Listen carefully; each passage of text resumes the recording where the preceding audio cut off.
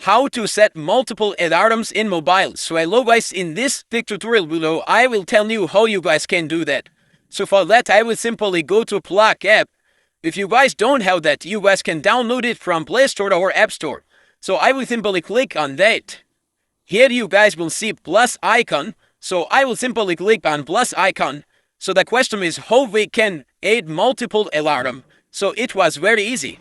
For example, I want to ring my phone on 2:00 o'clock. So I will simply click on done. Now I will click on again on a plus.